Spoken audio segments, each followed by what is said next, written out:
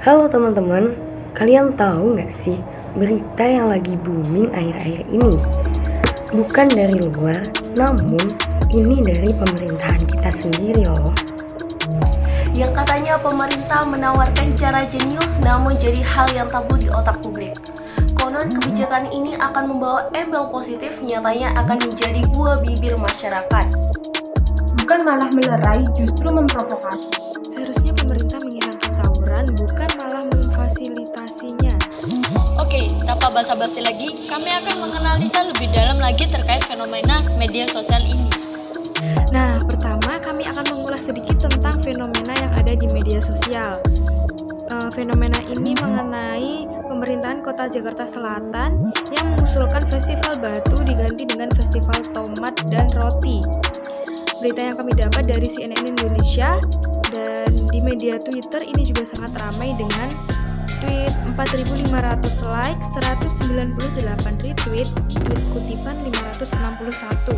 Nah, jadi isi beritanya menyatakan bahwa pemerintah Kota Jakarta Selatan mengusulkan untuk membuat festival tawuran batu diganti jadi tomat dan roti. Pemerintah Kota Jakarta Selatan ini mengusulkan untuk membuat festival tawuran guna mencegah tawuran membludak di wilayah Jakarta. Yang menjadi perdebatan kali ini dalam fenomena media sosial yang kami analisa ini menjadi suatu tanda tanya besar bagi masyarakat. Mengapa demikian? Pemerintah membuat kebijakan konyol seperti ini. Lalu seperti apa tanggapan masyarakat terkait hal ini? Sungguh amat miris dan disayangkan sekali. Apakah bisa hal semacam ini diterima oleh masyarakat? Kritik pedas masyarakat pasti terlontarkan. Jika memang tawuran ini bisa dihilangkan, kenapa pemerintah harus meminimalisir dengan cara bodoh seperti ini? Punya usul, negara kita juga masih miskin bahan pokok. Lantas, apakah ini menjadi sebuah keefektifan dari masyarakat? Tentu banyak yang tidak setuju. Dinilai tidak etis, banyak masyarakat yang terkena musuh lapar.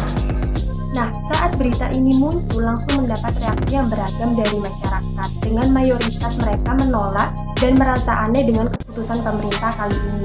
Publik mengatakan tidak seharusnya pemerintah melakukan hal yang aneh dan tidak ada manfaatnya dan justru merugikan. Negara kita punya badan hukum, namun dalam pandangan masyarakat, badan hukum di Indonesia dinilai lempeng.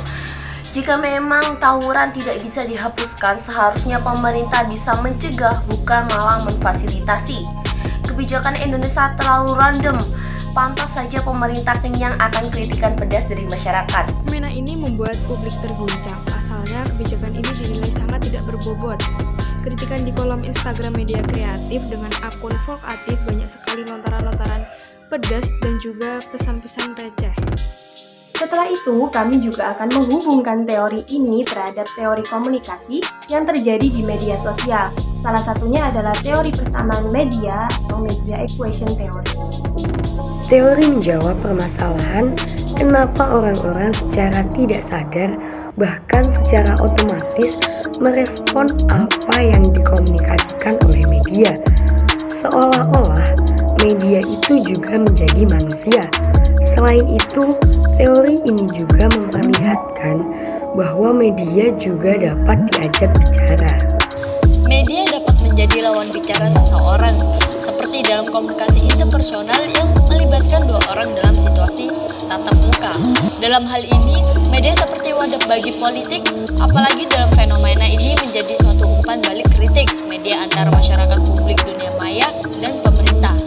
Oke, yang kedua, teori sistem ketergantungan media atau media sistem dependensi teori.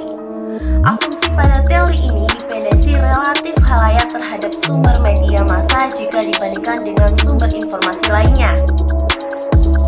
Semakin besar kadar dependensi khalayak terhadap media massa dilihat dari segi perolehan informasi dan semakin tinggi kadar kritis serta ketidakstabilan masyarakat.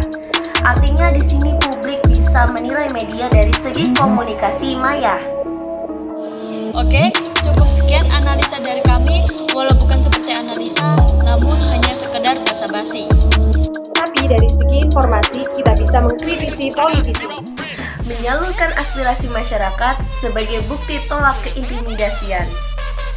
Media bukan sebagai sarana pasif, melainkan media adalah sebagai sarana suara rakyat. Oke, cukup basa-basinya. Siang hari makan kuaci, makannya bareng Ibu Asih. Cukup sekian untuk hari ini. Kami ucapkan banyak terima kasih.